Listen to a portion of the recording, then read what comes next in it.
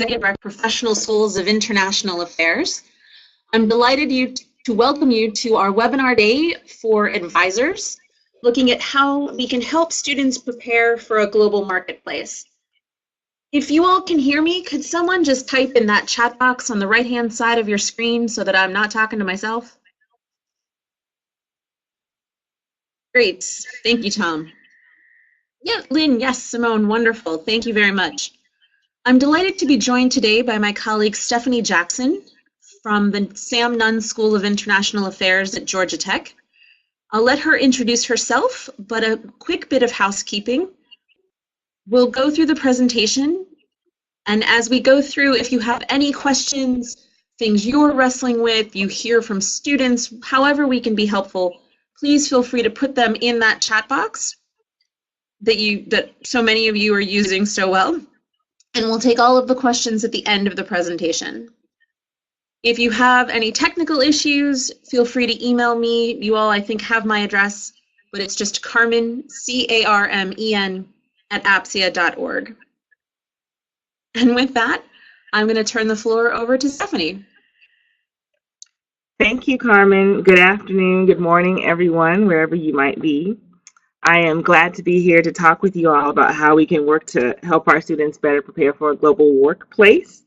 But first, I just want to give you a little bit of background information about me. I have been here at the Sam Nunn School of International Affairs at Georgia Tech for 12 years now. I started here as what is known as the International Plan Advisor. Here at Georgia Tech, the International Plan is a program that is designed to help build international competence within our undergraduate degree programs. Over the years, my role has evolved, and currently I serve as the Assistant Director of Advising and Professional Development. I work mostly with undergraduate students, both majors and minors, and with our graduate students in their career development. I have an undergraduate bachelor's degree in political science, and my master's degree is in international development studies. So I think that kind of gives you a little bit of background of where I'm coming from. So what I want to talk about first with you all today is what are we hearing from the students that we're talking to? In our advising conversations, what topics or interests do our students express passion around? Some of the more common ideas that they are expressing are an interest in travel, culture, and language. So this could be study abroad, learning or developing language proficiency, engaging other cultures and other manners of doing business, working abroad, and the like. They could be talking a lot about tackling big problems. So ideas like responding to solving some societal ills of poverty, environment, and disease through practical or policy efforts. Students are also talking about politics and government, about representing constituencies, representing government, diplomacy, intelligence, local, state, and federal opportunities. There's also students who like to debate and argue. So they're talking about competing philosophies around evolving ideologies, philosophical debate, law, constitutional issues. I have an example I can share of a student that is really into what he calls religious ideology studies.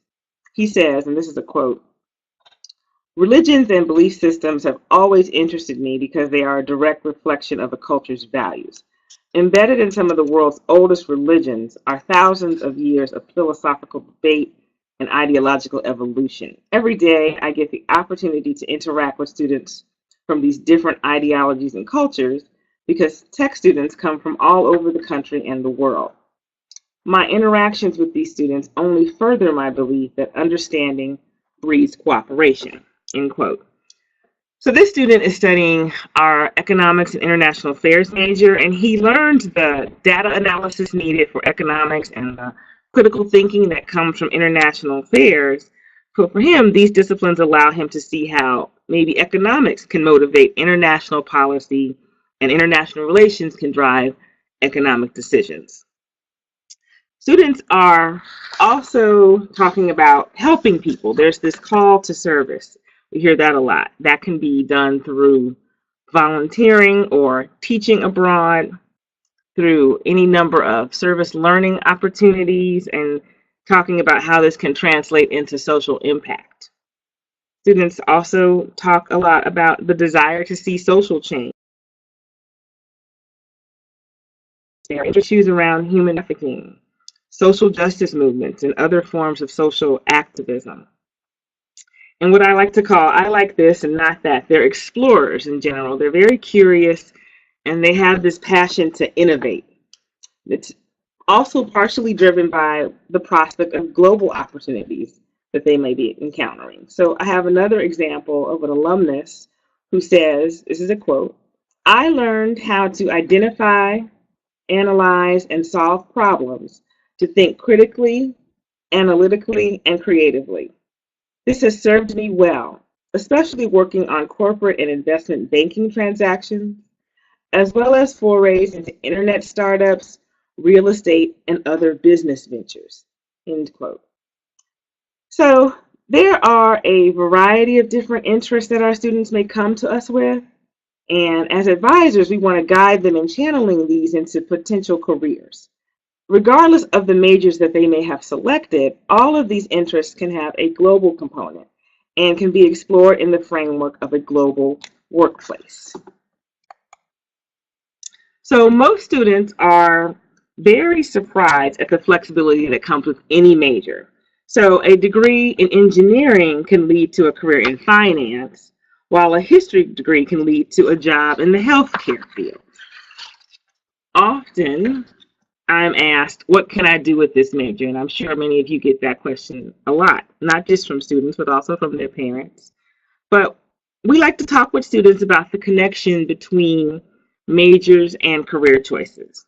So looking at this slide that we have in front of us, there are some straight lines from one major to one particular career, especially with some of the technical degrees in STEM-related fields.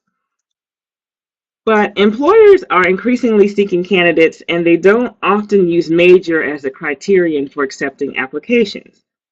Often it is the internships and the full-time positions for undergrads that are posted happen to be open to all majors or maybe a more diverse range of majors. So like I said, we're looking here at majors, interests, and careers, and there are a variety of different examples of positions, jobs, and the majors and interests that can lead to those particular positions or careers. So I just want to point out the range of disciplines here. There are majors in the humanities, in the social sciences, as well as in sciences and the engineering fields.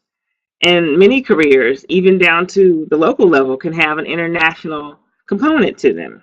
For example, I have an alum of our program here that has a graduate degree in international relations and works for the city of Atlanta.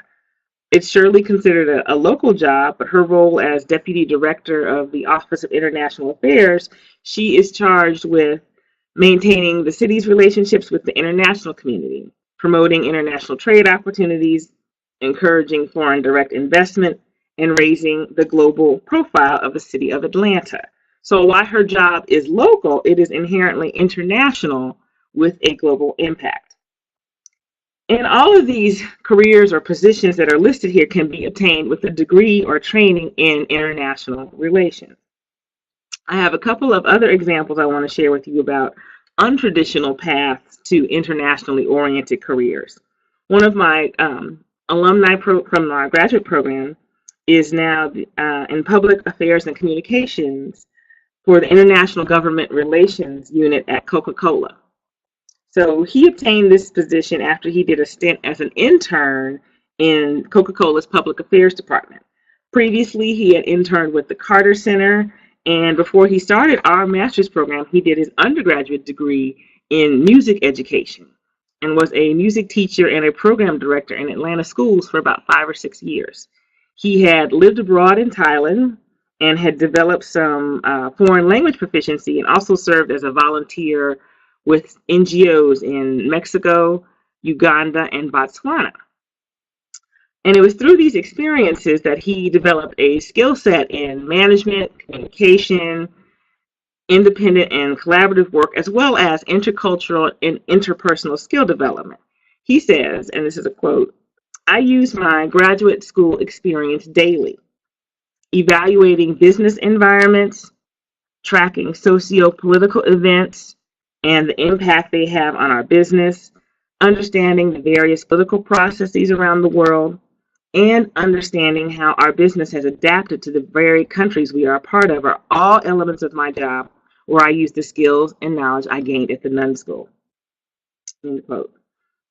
I have another example of also a graduate student alumnus who um, is an information security analyst with the U.S. Department of Homeland Security. She earned a minor in computer science, and after she completed a computer science program study abroad in Spain, she has an undergraduate degree in economics. She interned with the Committee on Homeland Security in both the United States House of Representatives and the United States Senate, and was awarded a National Science Foundation scholarship to pursue her career in cybersecurity, cyber diplomacy, which ended up covering the cost of her graduate degree. Her aim was to develop the skills necessary to, as she says, be a future leader with a full understanding of not only the technical side of cyberspace, but also the economic and policy side, to assist our nation's policymakers and international leaders on how to mutually secure our physical and cyberspace borders and critical infrastructure. And if I can also just plug an APSIA resource here to share with your students, when I say, I mean the career directors at the APSIA institutions, along with APSIA staff, have curated something called the International Career Guide, which can be viewed and downloaded from the APSIA website, and I'm sure Carmen can give you the link to that once we finish our presentation. It breaks down career options in the global workplace by sector and by subject area. So each section provides a brief description, as well as a sample of employers, tips to gaining employment in that sector, and the key skill sets and experiences that people should have to be most competitive in that field. So please do get a moment to check that out on the APSIA website and make that available to your students.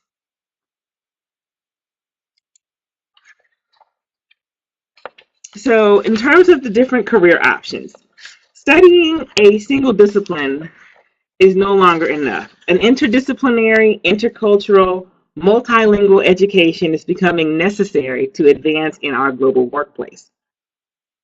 International affairs is an interdisciplinary field, and it prepares students for a variety of career paths.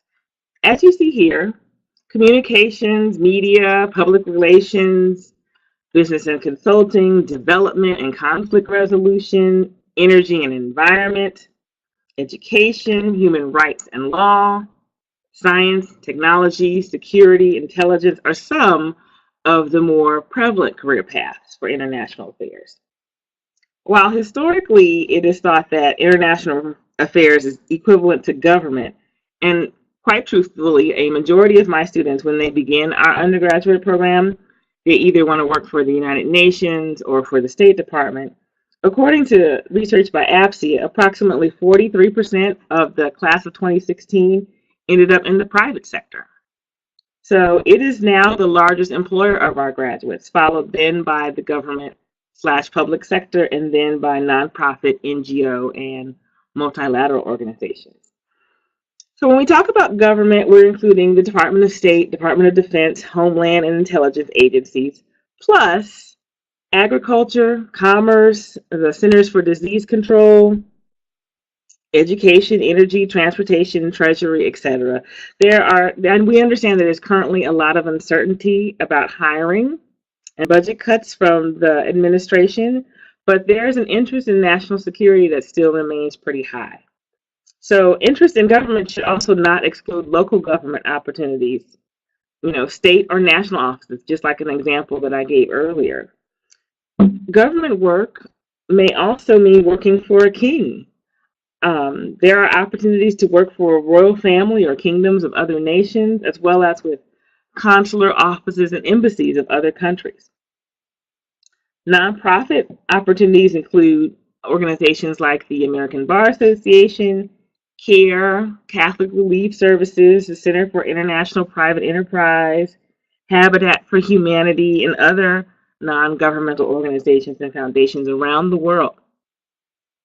For-profit companies include the ones that we're familiar with, like Anheuser-Busch, Bank of America, Coke, Deloitte, Fleischmann Hillard, GE, Google, Home Depot, Walt Disney. There's a range of different private industries.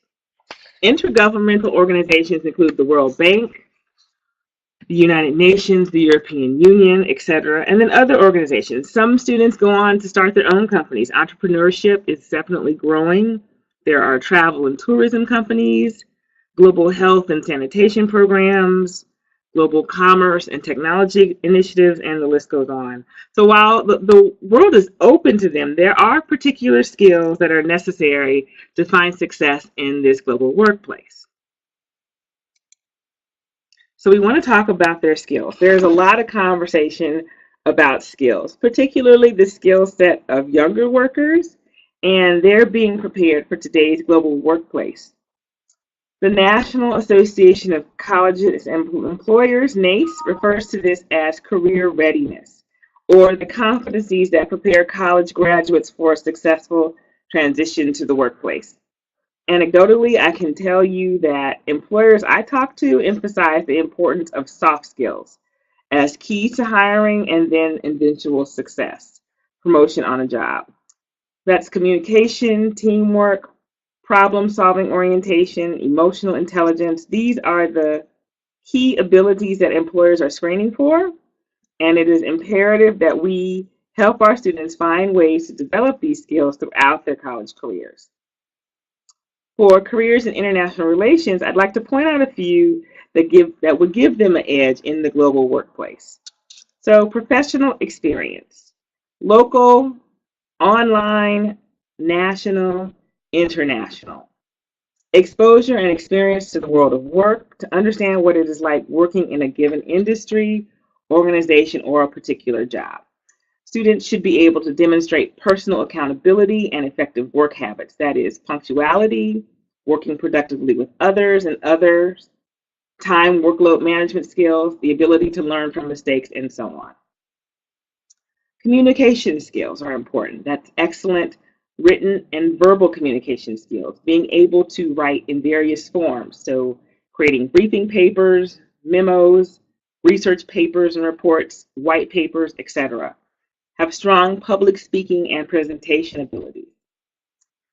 Proficiency in more than one language or an aptitude for learning additional languages. This is tied to what they consider global or intercultural fluency. It's the ability to value, respect, and learn from diverse perspectives.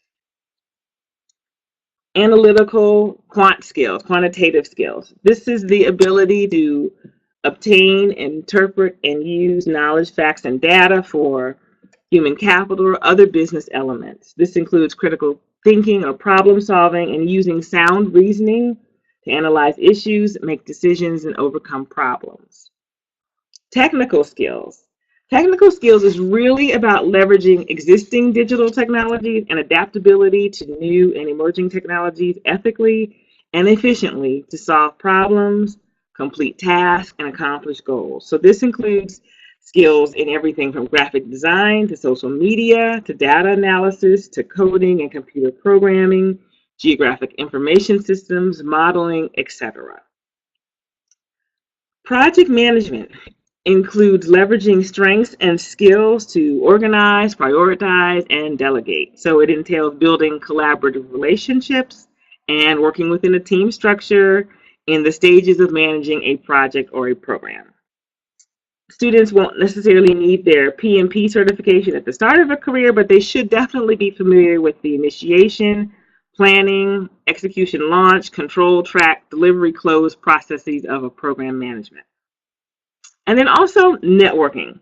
Networking to create a network is to create their own personal advisory board. So they want to have mentors, coaches, peers they can bounce ideas with, industry contacts, insiders. To develop those strong relationship building habits to build a network can be key to their career management. So these are all critical skills and abilities that we should be advising our students to learn. So next, we're going to talk a little bit more about the ways we can help students go about learning these skills. So where do they get them from? We want to encourage our students to get internships. They need that hands-on experience that they gain from during their college years the most. It is the most critical hiring variable. The more internship experience gained, the better. Of course, we do not want internships to interfere with them completing their degrees, but if they can get 2 or 3 internships done, that will certainly make them more competitive for full-time positions. Get published. It's a great way to showcase their excellent communication skills, verbal or written. Many student-run academic undergraduate journals are out there.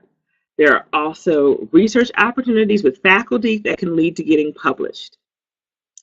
Social media outlets may also provide opportunities. What recruiters are looking for are strong writing skills that can be developed through being published. Developing a skill in writing clear, concise communications is something that comes with practice. So being published can contribute to that brand. Students can showcase their knowledge in a particular area that may be of interest to the company. So let me share an example of one of our students, a graduate student that developed an interest in fair trade and sustainable investment. She began to flesh out this interest through her papers and her assignments in her courses, and she did considerable research with a faculty member, and she got published.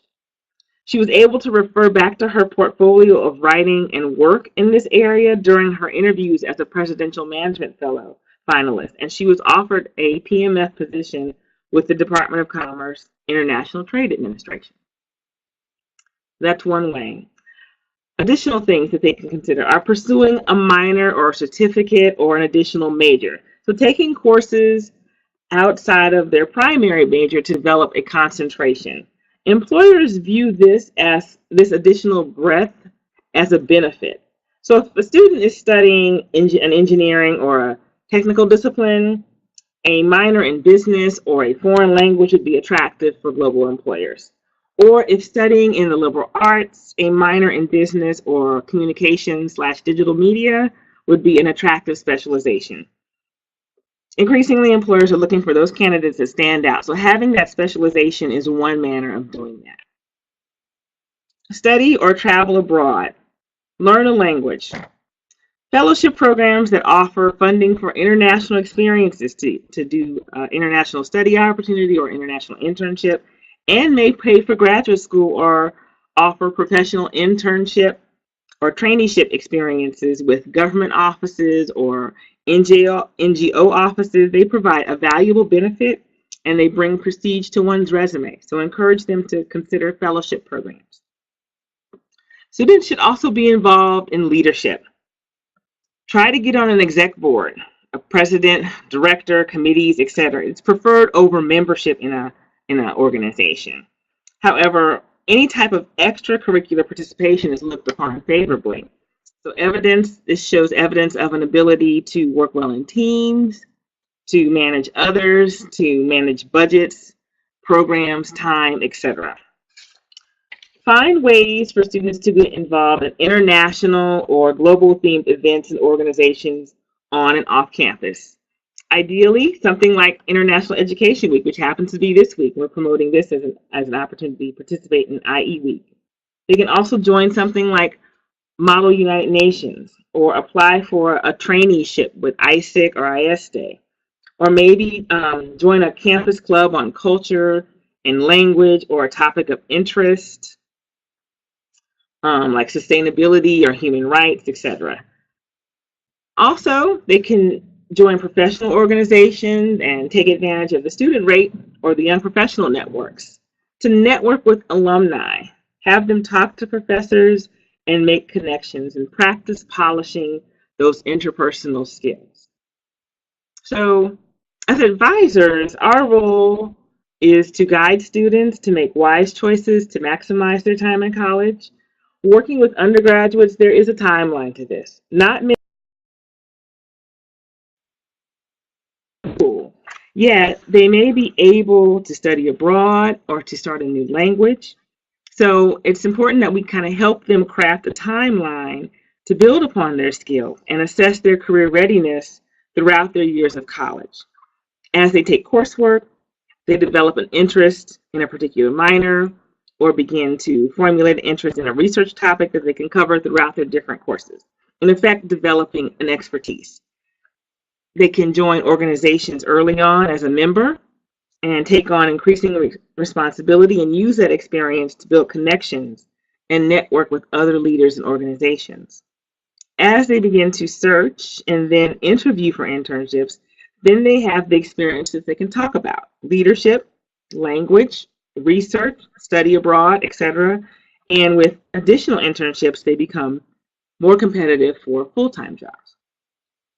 So our immediate goal is to prepare students for that first job out of school. Yet we also want to equip them with helpful strategies to navigate upward in this increasingly competitive global market. And that could include graduate school as a strategy, if not right after finishing their undergraduate degree, perhaps a few years after getting some work experience. So with that, I will ask Carmen to talk with you a little bit more about, if the decision is made to pursue an international relations degree, how they can proceed. Carmen? Thank you, Stephanie. And I apologize to everyone for the sound. Stephanie, would you mind muting your mic real quick? I think there's a tiny bit of feedback. There we go. Thank you. And again, everyone, I know that there's been a bit of difficulty with the sound. We are trying to figure out why, but there will be a recording of this webinar afterwards that I'm hoping will be slightly clearer than what you may be experiencing in real time if you need to pick up on something that you might have missed. So as Stephanie said, oftentimes, and particularly going forward in the professional sphere that I'm seeing, graduate school has become more and more of an important milestone for students. And so they may be coming to many of you wondering how they can prepare, how to figure out what program is the right fit for them, when they should go, a lot of those common questions that students might ask. So I wanted to walk through a few key things we often recommend to students as a way to hopefully help you all help them think through this process. And we really recommend that students ask themselves 5 questions. The first, of course, is what do they want to study?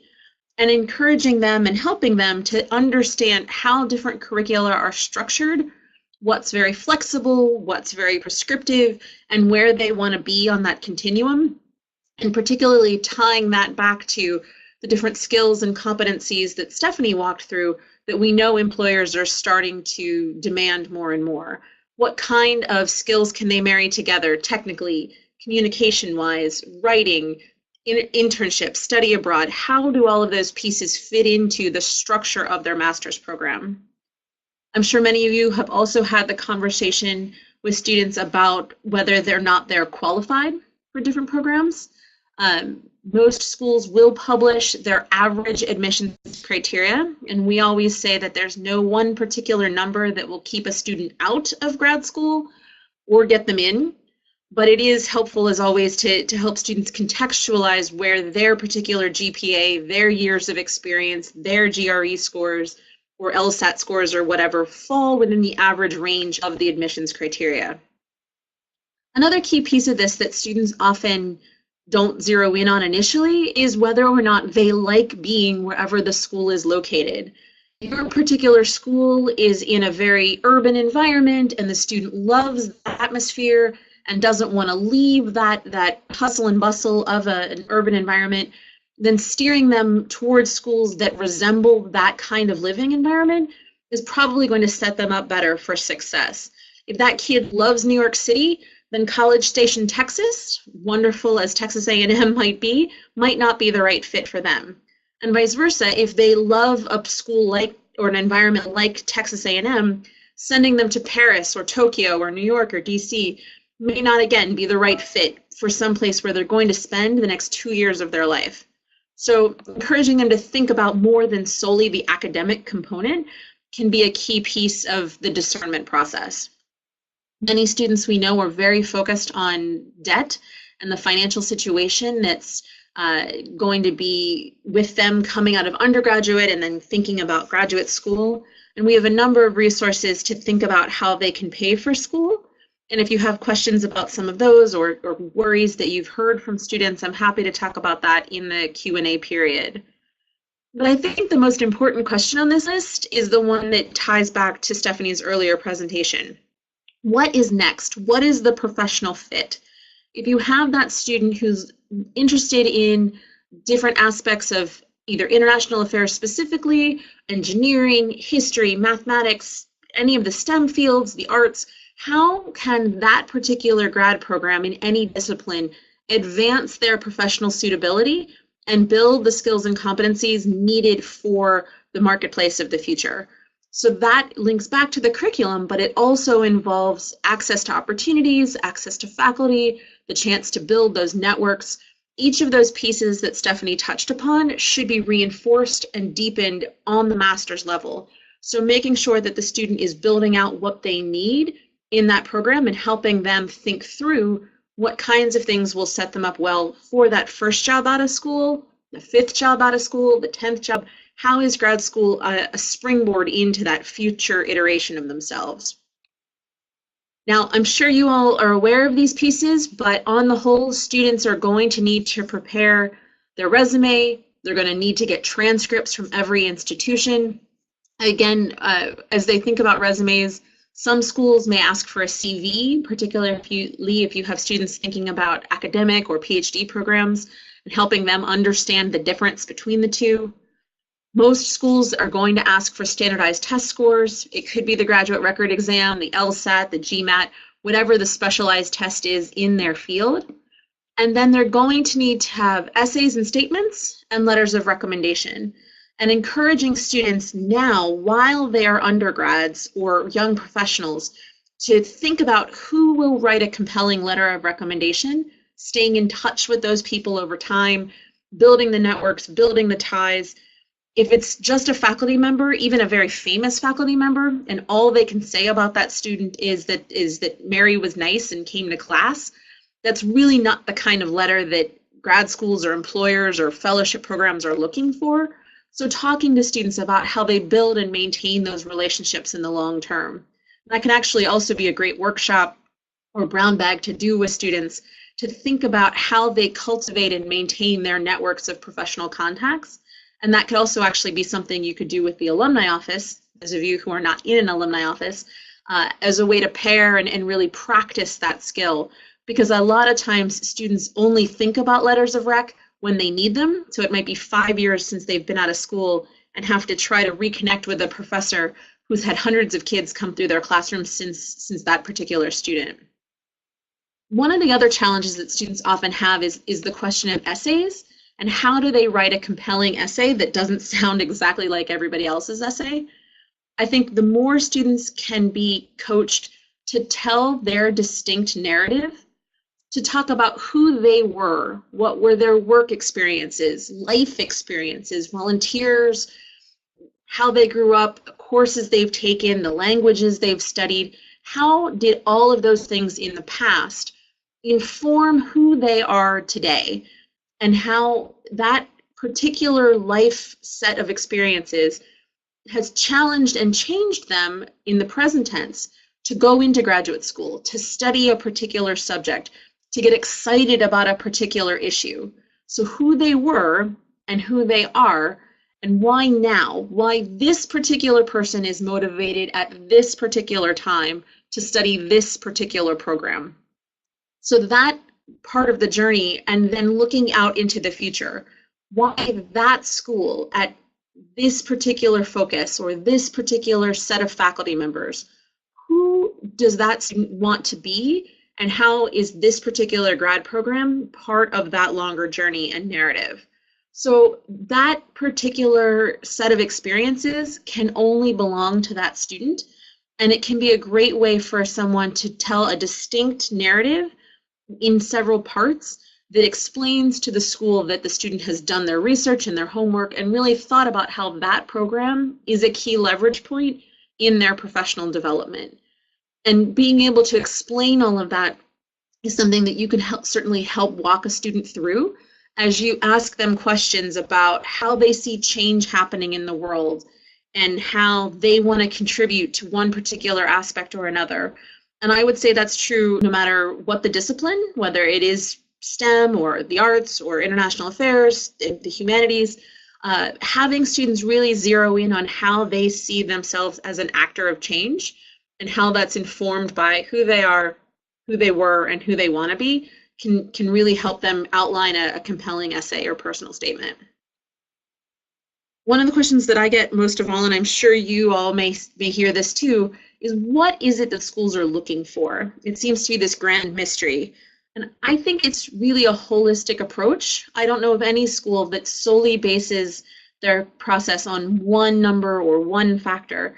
It really is about their chance of success. And built into that inherently is their aptitude for study and their chance for academic success. It's an academic program, after all. And so that's why a school is going to want to look at transcripts and a resume and academic letters of recommendation or your writing samples. All of those different pieces go to convey a student's capacity to succeed in that academic program. And coupled with that is their chance of success in the professional aspect of the program. All of our programs by design are professional schools of international affairs. That's what APSIA stands for. So they want to see how that student is set up for success in a professional capacity. And again, that's why they're going to want to see a resume, they're going to want to see professional letters of recommendation, essays, all of these different components to tell the story of how a student is going to be set up for success professionally themselves. And then the last piece of this, and this may be particularly useful to your students who had a bit of a rough start when they came into college or have overcome some significant obstacles, they want to see how that student is going to help others succeed academically and professionally. So to bring together a class of students who've had a lot of different experiences and bring together a lot of different perspectives on the world so that everyone can elevate the conversation and help everybody else succeed. I think some of the most compelling aspects of my coursework as a grad student was having military veterans and folks who've been working on the ground doing peace building in class together, having a conversation about how you build and secure a peaceful society. And that interaction, coming at it from very different sides of a similar challenge, helped all of us to really see how the work can be done in so many different ways and delivered in so many different ways. So having a student be able to convey that distinct perspective really, it can make them a compelling candidate because it's something that only they can bring into the classroom discussion and to help elevate everybody else. So we here at APSIA are hopefully going to be a good resource for all of you going forward. Stephanie did mention our career guide, and I included that link in the chat box, but there's a few other things I wanted to flag for you before we open the floor up for questions. And I do hope that you all will perhaps share some things that you've heard from students or ask some questions about things that you've faced as you counsel students who are trying to figure out how our increasingly globalized world is going to impact their career. But on our website, we do have some other tools that you can refer to students or use for yourself.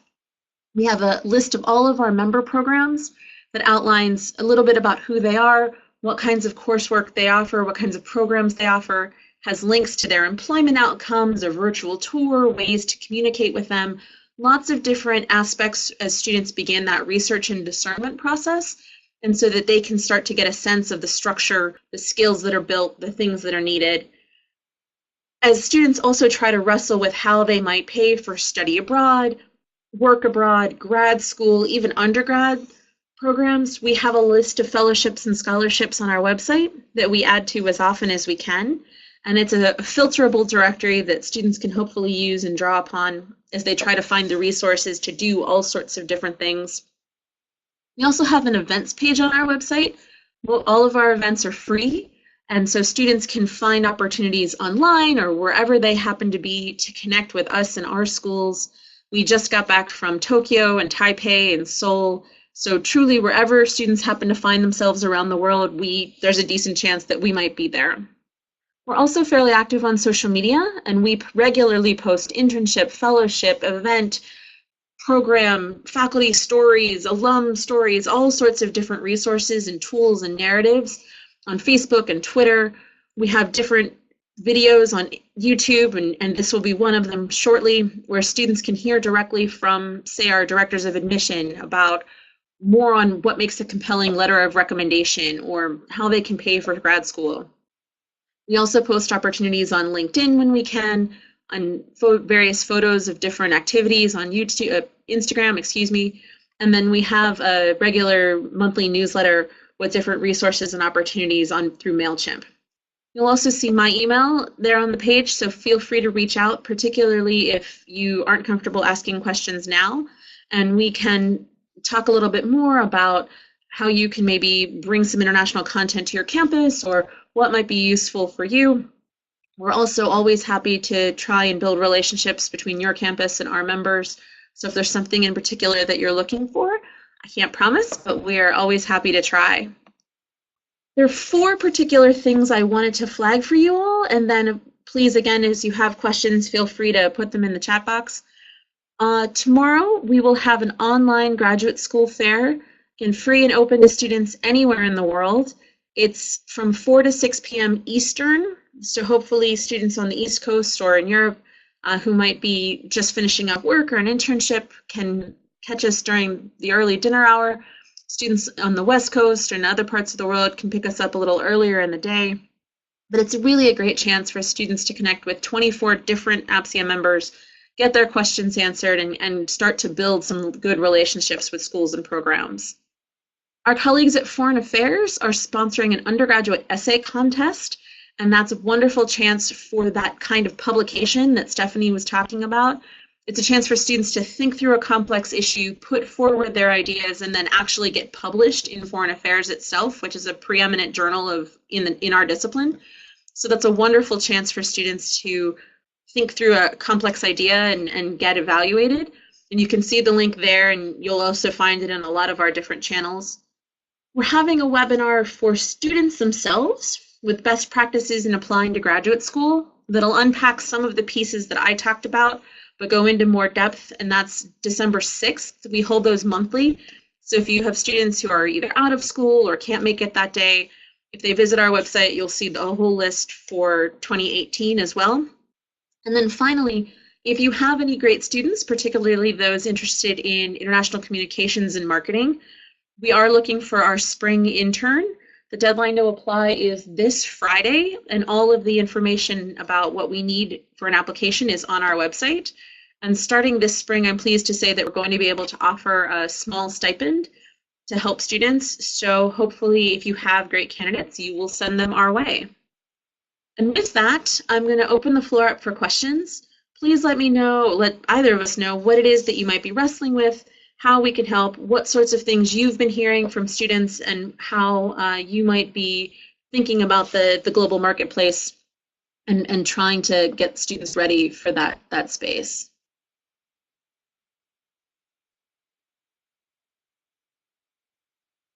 Stephanie, while folks talk, while folks type, I have a question for you.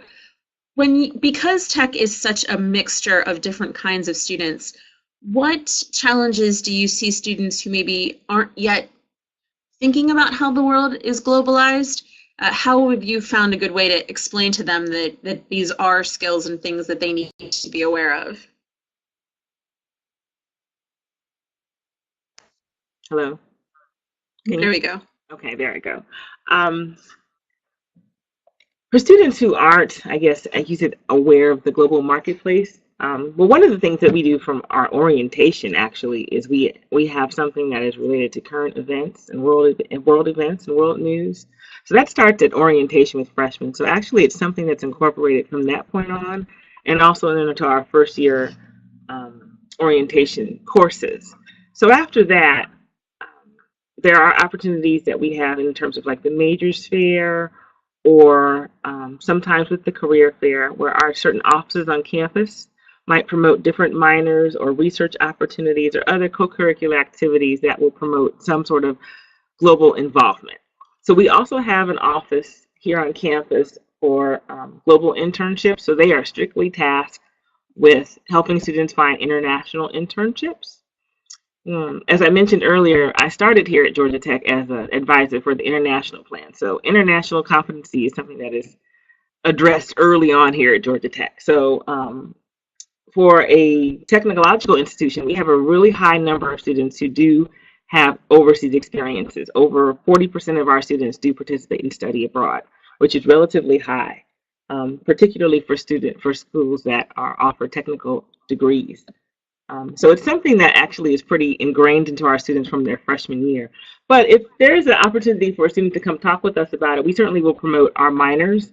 And we offer a range of different minors, from area studies to languages to development, and our certificate programs as ways to kind of delve or dip their toe into it in a coursework environment. And if they are feeling that they want to evolve into something else, they can certainly pursue the study abroad options or the global internship options, or maybe even field work or international research.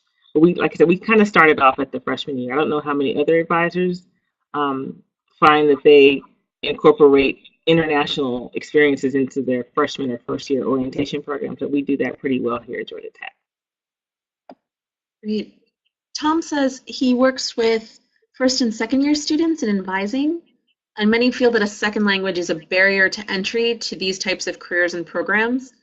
Was wondering what type of advice you have, and I'm going to turn this to you, Stephanie, because I have my opinion, but I'd be curious, how do you interest them in second language, or explain to them that it's a barrier worth overcoming?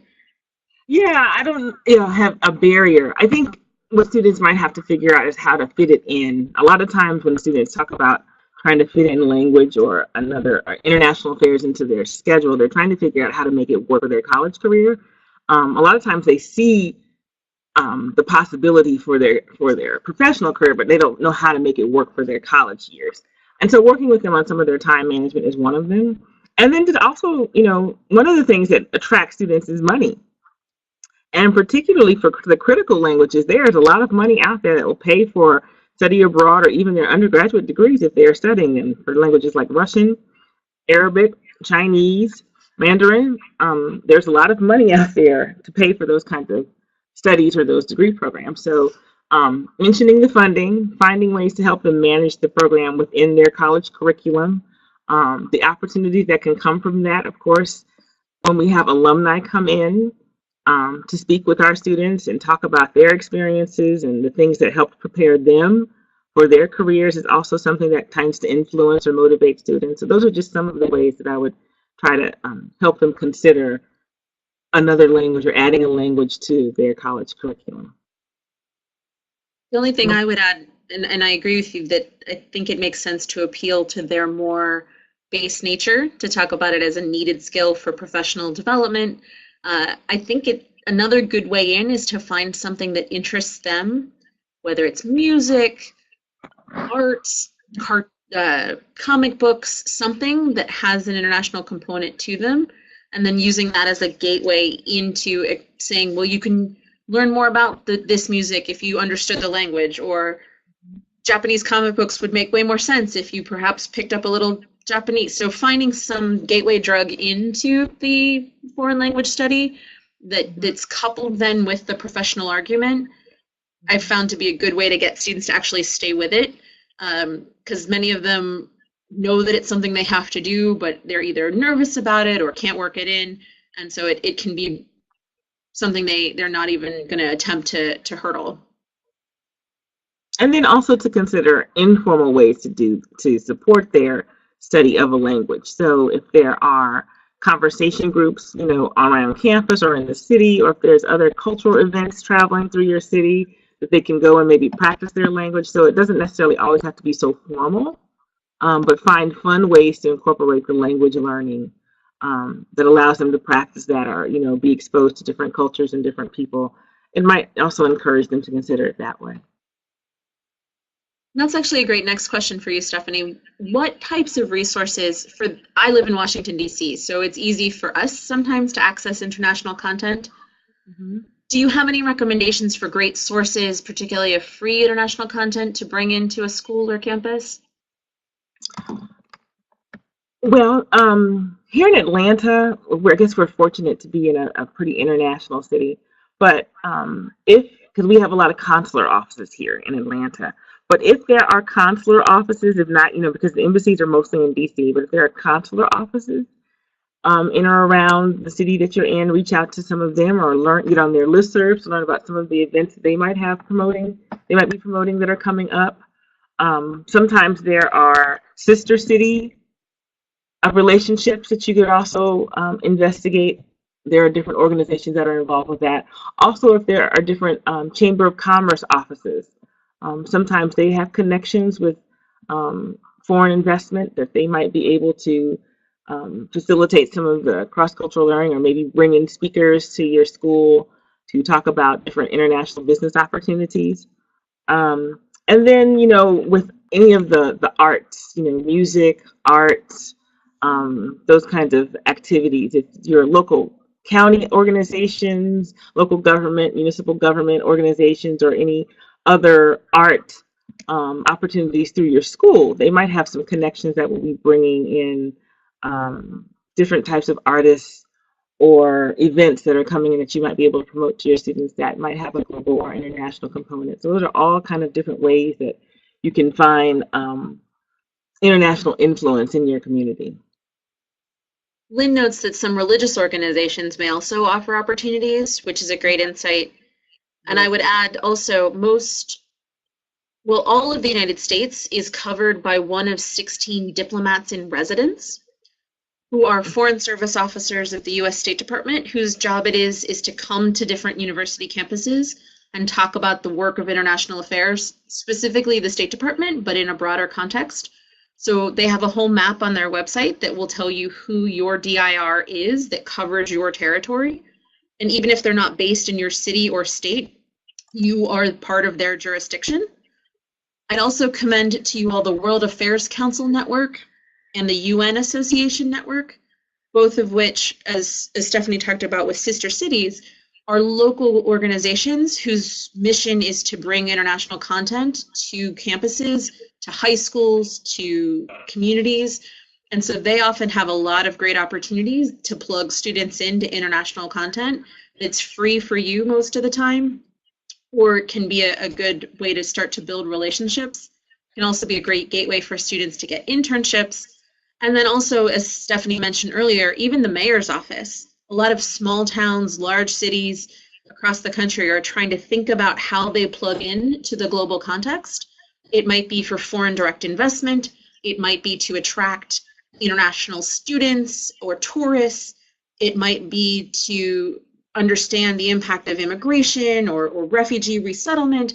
It could just be to promote the heck out of their town so that people put them on the map. There can be a lot of great international work going on in your area that students and you can plug into to bring that content in. And again, most of the time they love having universities involved. And so it doesn't really have to cost a thing to bring that kind of opportunity. I see a few other people typing, so we have about 5 minutes left for questions. I'd be curious from the group, what kinds of barriers do you typically hear from students that keep them from wanting to or recognizing the global marketplace that's out there? Oh, a little bit more typing, there we go. Warren was wondering, for students that may face financial hardships or are non-traditional and may not be able to take an unpaid internship or study abroad, what would you recommend, Stephanie? That's a very common concern. Well, there are not all of the opportunities for internships are unpaid, and so depending on maybe your career services office or co-op office or something like that, they may have some resources to specifically help your students find paid internships, because there are definitely paid internships out there. So if the unpaid option is really not something a student can pursue, well, then find a paid opportunity for them. For that really wonderful unpaid opportunity, like with the State Department in Ecuador, for instance, that is not paid, but you really think it would be really a good opportunity, start to think early about fellowship programs, which Carmen mentioned earlier. There are a couple of them that include paid internships as part of the fellowship, in addition to paying for graduate school. So have them start to think early about which particular fellowships they might want to apply for that offer those type of paid internships. Also, in terms of maybe trying to do grant funding, there are a few grants out there that they might be able to find that will help them pay for unpaid internships. A lot of our APSEA schools have funding for unpaid internships that they might be able to apply for as well. Those would be my immediate suggestions. Carmen, do you have any others? Sure, there's a few others that often happen at the local level.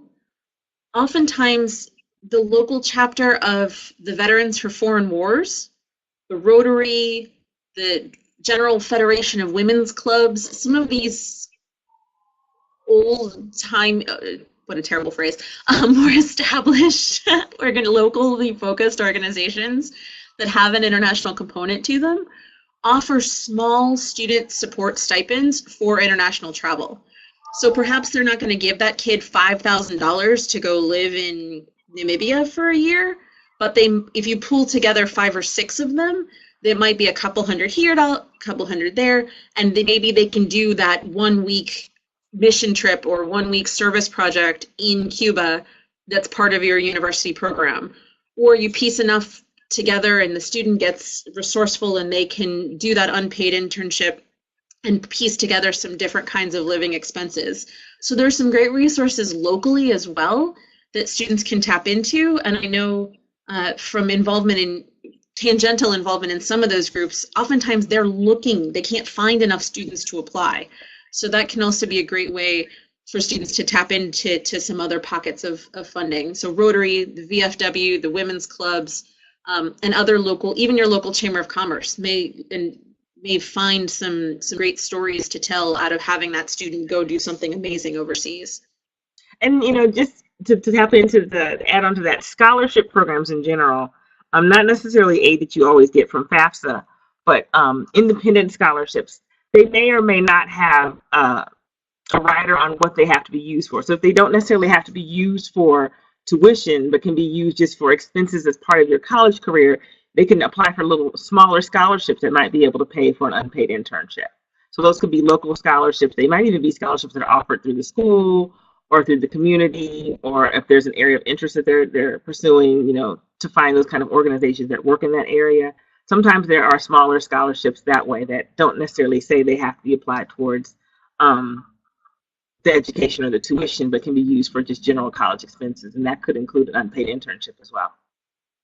Generation Study Abroad, for those of you who aren't familiar with it, is a resource put together by the Institute for International Education, and they have been compiling as many different ways to pay for study abroad as they can, so that might also be a great resource. Corinne was wondering, some students have had trouble finding that first job when they graduate with a BA, since many organizations and NGOs want years of experience. This is a catch-22 that I know so many folks are trapped in. Stephanie, do you have any good advice for those kind of students? I would say internships and then a variety of experiences. So what makes a student competitive when you're graduating and you don't have any real, or you don't have a professional experiences? I've had maybe 2 or 3 internships or research experience or strong leadership experience, ideally a combination of all of those things. So you want to be able to showcase those skills and those abilities across your college curriculum. That will make you more competitive with just a BA than it would if you didn't have anything besides your degree. But it is hard. It is, like Carmen said, it is a catch-22. They want you to have experience to get into grad school, but you need the experience. So I understand it. But really, internships is the one thing that we can certainly suggest. And then other leadership experiences or strong research or strong international exposure. Those are the other things that you can highlight to make you competitive for a particular position. 2 other internship opportunities for students, again, who maybe or don't have yet that first job, so they don't necessarily have the resources. The Virtual Student Foreign Service, the VSFS, and then the UN Volunteer Program both give students some opportunities to do really practical work that they can market for that first job without necessarily needing to have already had a lot of substantive experience. And there are lots of different fellowship opportunities too to help students ease their way in.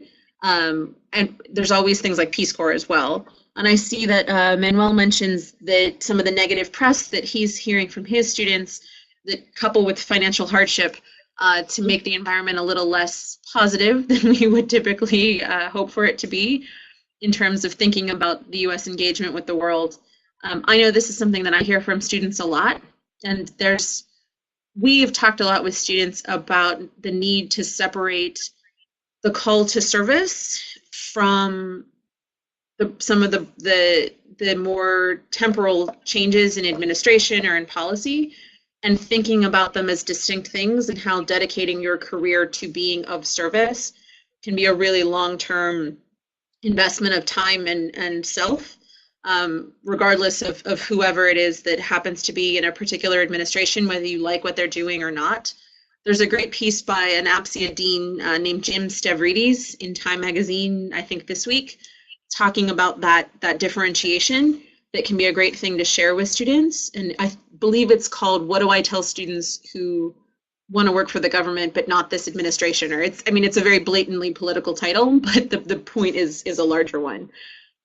Stephanie, is that something you're hearing in Atlanta? Absolutely. And the other thing is, outside of government, international affairs is really broad. So it's not just service or public service or government that you might want to go into. So introducing them to the range of different opportunities in the NGO sector or the private sector are also other avenues that they could pursue. Like I said, over 43% of our graduates are entering the private sector once they finish their degree. So that's really the largest employer of our graduates right now. And so just think about some of the other opportunities that could probably give them really good experience, particularly some of the rotational programs at some of the consulting firms that can give them really good experience that they may be able to carry back into public service at a later date. And with that great advice, we're at time. Thank you everyone for persevering and being a part of this conversation. I look forward to being in touch with you, and I hope that you will share some of the opportunities on the screen with your students and stay in touch with us to let us know how we can be of service to you in bringing more international content to your campus. Thanks everyone, and have a great day. Bye. And thank you, Stephanie, in particular. Thank you. Bye.